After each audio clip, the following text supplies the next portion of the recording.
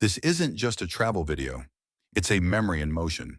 A story made from sunlight, city lights, and the scent of good food floating in the air. We started by the waves, La Jolla, California, where cliffs kissed the ocean and every breeze carried the promise of something unforgettable. Sea lions chilled on the rocks like locals, and we sat nearby, letting time slow down. For a moment, the world paused, and that's when we knew we were in for something special.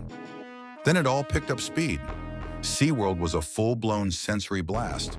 From dolphin flips to the stingray touch pool, to that one ride that spun us around and left us shouting over wind and laughter.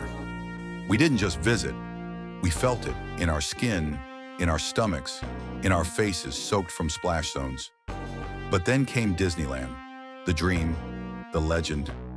The moment we stepped in, we were kids again. The air was electric. Every sound, from parade drums to fireworks rehearsals in the distance, pulled us in deeper. We raced through the park like time travelers. From Indiana Jones to Pirates of the Caribbean to Buzz Lightyear battles we took way too seriously. We weren't just riding rides. We were writing our own storybook. And the castle, it wasn't just a photo op. It was a pause, a deep breath, a reminder of magic. We watched fireworks shoulder to shoulder with strangers, faces lit by bursts of light and wonder.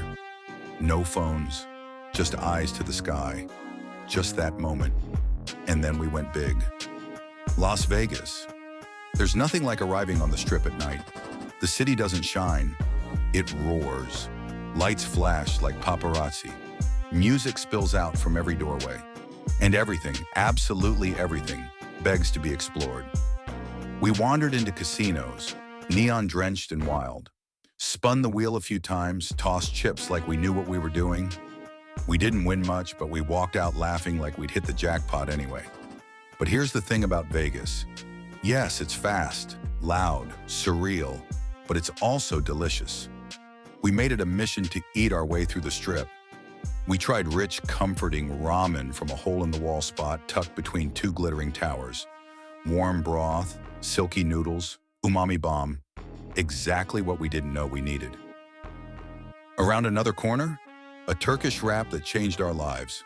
Spiced lamb, fresh herbs, wrapped tight in warm bread with a tangy yogurt drizzle. We stood on the sidewalk chewing in silence, eyes wide. One of those, yo, what is this? Moments. And then, the crown jewel, Hell's Kitchen. Gordon Ramsay's empire didn't disappoint. Red and blue kitchens glowing, fire roaring. And the food? Unreal. That beef Wellington, perfectly tender inside, buttery puff pastry outside, the red wine reduction sauce making everything melt together. We were silent while eating. That kind of silence that means this is too good to interrupt. We tried cocktails crafted like alchemy, sticky toffee pudding that left us wide-eyed, and walked out floating, full and grateful. After that, we rode the high roller, because how else do you follow perfection than with the biggest view in the city? From up there, everything made sense. The flashing chaos of Vegas became one connected city of stories, and ours had just become part of it. Later, we did something wild. We just ran through the Strip, sprinted under the lights, past Elvis impersonators, tourist buses, blinking signs, and fountains that danced with the music. We ran with no destination, just joy. And we laughed harder than we had in weeks. Back in Hollywood, we weren't done. A rooftop pool, a view of LA so cinematic we felt like we were in a movie. And then the most unexpected moment, we tried surfing. On the roof, in a pool. It was chaotic. We fell. A lot.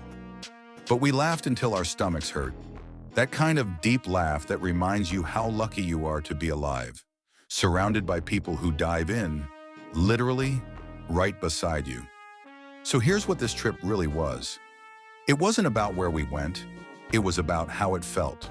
The awe of cliffs in La Jolla, the splash of SeaWorld, the wonder of Disneyland, the heat and heart of Las Vegas, the taste of ramen, wraps in Wellington, the rooftop waves, the fireworks skies, the unplanned laughter.